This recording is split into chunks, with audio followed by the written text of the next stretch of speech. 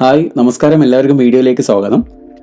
ഉച്ചയ്ക്ക് 2:30 കേട്ടോ കാസർഗോഡ് നിന്നും തിരുവനന്തപുരം സെൻട്രൽ വരെയുള്ള വന്ദേ ഭാരത് ഉള്ളത്. നമ്മുടെ ലക്ഷ്യം തിരുവനന്തപുരം അല്ല, മറിച്ച് ചെങ്ങന്നൂർ വരെയാണ്. ട്രെയിനിൽ മേക്ക് ഇൻ ഇന്ത്യയുടെ ലോഗോ കാണാം. 2014 ഒരു ഗവൺമെൻറ് ഇനീഷ്യേറ്റീവാണ്. നമ്മുടെ വിദേശ നിക്ഷേപം $63 ബില്യൺ ഉയർത്താൻ വേണ്ടിയിട്ട് ഈ പ്രൊജക്റ്റിലൂടെ സാധിച്ചിട്ടുണ്ടെന്നാണ് പറയുന്നത്. ട്രെയിൻ നമ്പർ, കോച്ച് നമ്പർ ഇതെല്ലാം വ്യക്തമായിട്ട് ഇതേപോലെ LED ഡിസ്പ്ലേയിൽ കാണാൻ വേണ്ടി പറ്റും. ഇനി അഥവാ ധൃതി പിടിച്ച് കയറുന്നിടയിൽ കോച്ച് പൊസിഷൻ നോക്കിയില്ലെങ്കിലും കുഴപ്പമൊന്നുമില്ല. കമ്പാർട്ട്മെൻറ്റ് അകത്ത് കയറിയാൽ ഇതെല്ലാം വ്യക്തമായിട്ട് മെൻഷൻ ചെയ്യുന്നുണ്ട്.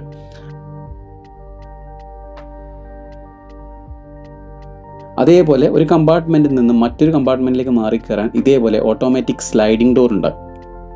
വ്യാഴാഴ്ച ഒഴികെ ബാക്കി എല്ലാ ദിവസവും കാസർഗോഡ് നിന്നും തിരുവനന്തപുരം സെൻട്രൽ വരെ വന്ദേ ഭാരത് ഉണ്ട്. ഇപ്പോൾ ഏകദേശം മൊത്തം 10 സ്റ്റേഷനിലാണ് സ്റ്റോപ്പ് ഉള്ളത്. അത് ഏതൊക്കെയാണെന്ന് ചോദിച്ചു കഴിഞ്ഞാൽ കാസർഗോഡ്, കണ്ണൂർ, കോഴിക്കോട്, ഷൊർണൂർ ജംഗ്ഷൻ, തൃശ്ശൂർ, എറണാകുളം ടൗൺ, കോട്ടയം, ചെങ്ങന്നൂർ, കൊല്ലം ജംഗ്ഷൻ, ട്രിവാൻഡ്രം സെൻട്രൽ. ഏകദേശം 8 മണിക്കൂർ 10 മിനിറ്റാണ് കാസർഗോഡ് നിന്നും ട്രിവാൻഡ്രം സെൻട്രൽ വരെ എത്താൻ വന്ദേ ഭാരത് എടുക്കുന്നത്.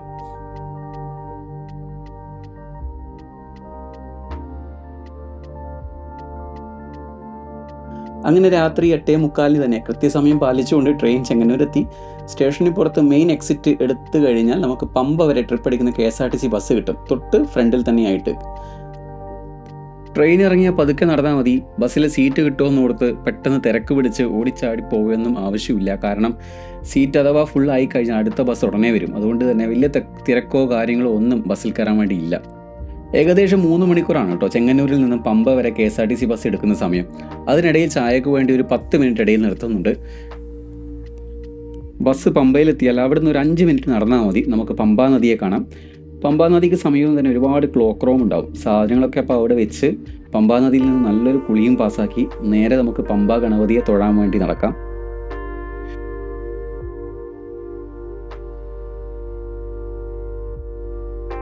പമ്പാ ഗണപതിയെ തൊഴുതു, അവിടെ ഒരു തേങ്ങ ഉടച്ചു. അതിനുശേഷം നമുക്കൊരു ചെറിയൊരു സെക്യൂരിറ്റി ചെക്ക് അവിടെ ഉണ്ടാവും. അതിനുശേഷം നമ്മൾ നേരെ നീലിമലയിലേക്കുള്ള യാത്രയാണ്.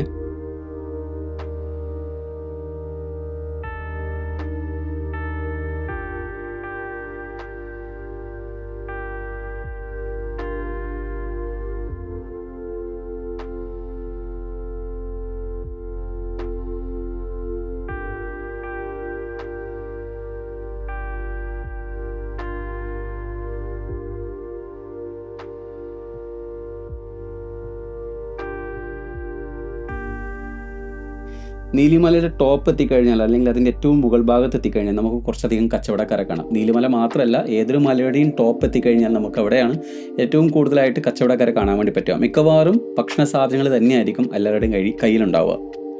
പിന്നീട് നമ്മൾ അപ്പാച്ചിമേടെത്തി.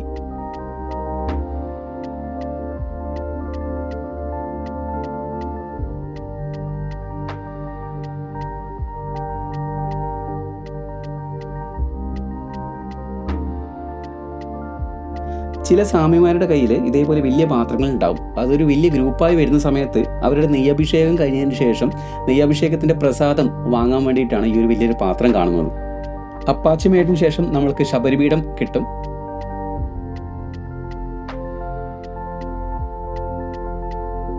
ശബരിപീഠത്തിന് ശേഷം മരക്കൂട്ടത്തിന് ശേഷം നമുക്ക് ശരംകുത്തിയാൽ. അതിനുശേഷം നമ്മൾ ഏകദേശം സന്നിധാനത്തോട് എത്താറായി.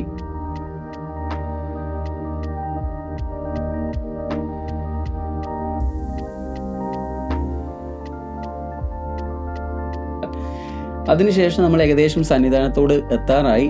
നമുക്ക് ഇത് കണ്ടില്ലേ, ഇവിടെ ഒരുപാട് ഡോളി ഇതേപോലെ വെച്ചിട്ടുണ്ട്. അതായത് പമ്പയിൽ നിന്നും സന്നിധാനം വരെ നടക്കാൻ വയ്യാത്ത സ്വാമിമാരെ കൊണ്ടുവന്ന ഡോളികളാണ് ഇതൊക്കെ. ഇനി ഇവർ ഇവിടെ ഒന്നെങ്കിൽ വിശ്രമിക്കുകയായിരിക്കാം, അതല്ലെങ്കിൽ ഇവിടുന്ന് തിരിച്ച് പമ്പയിലോട്ടേക്ക് സ്വാമിമാരെ കിട്ടുവാണെങ്കിൽ അതിന് വേണ്ടി കാത്തിരിക്കുകയാണ് ഇവരെല്ലാവരും. സന്നിധാനത്തേക്ക് എത്താറായതുകൊണ്ട് ക്യൂ 2ആയിട്ട് മാറിയിട്ടുണ്ട്. ഇരുമുടിക്കെട്ടിലെ സ്വാമിമാരത ഇടതുഭാഗത്തുകൂടി അവരെ കയറ്റി വിടുന്നുണ്ട്. അവർ നേരെ 18-ാം പടി ചവിട്ടിയിട്ടാണ് സന്നിധാനത്തേക്ക് കയറുന്നത്. നമ്മൾ പെട്ടെന്നുള്ള യാത്രയായതുകൊണ്ട് 12 ദിവസത്തെ വ്രതം മാത്രമാണ് എടുക്കാൻ സാധിച്ചത്. അതുകൊണ്ട് ഇരുമുടിക്കെട്ടില്ല. സന്നിധാനത്തോട്ടേക്ക് 18-ാം പടി ചവിട്ടി കയറാൻ വേണ്ടി പറ്റില്ല. ഇരുമുടിക്കെട്ടില്ലാത്തവർക്ക് സിവിൽ ക്യൂ വഴി പോകാം. ബോർഡ് ഉണ്ടാവും, അല്ലെങ്കിൽ ചോദിച്ചാൽ മതി. അവിടെ പോലീസുകാർ, വളണ്ടിയർമാർ എല്ലാവരും സിവിൽ ക്യൂ കാണിച്ചു തരും.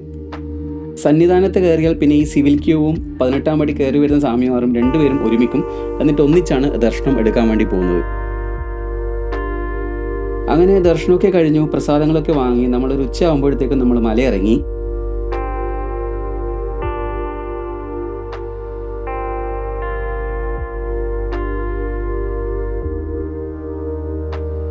ഇങ്ങനെയുള്ള ട്രാക്ടറുകളാണ് ഇവിടെ സാധനങ്ങൾ സന്നിധാനത്തോട്ടേക്കും തിരിച്ചുമൊക്കെ കൊണ്ടുപോകാൻ വേണ്ടി സഹായിക്കുന്നത്.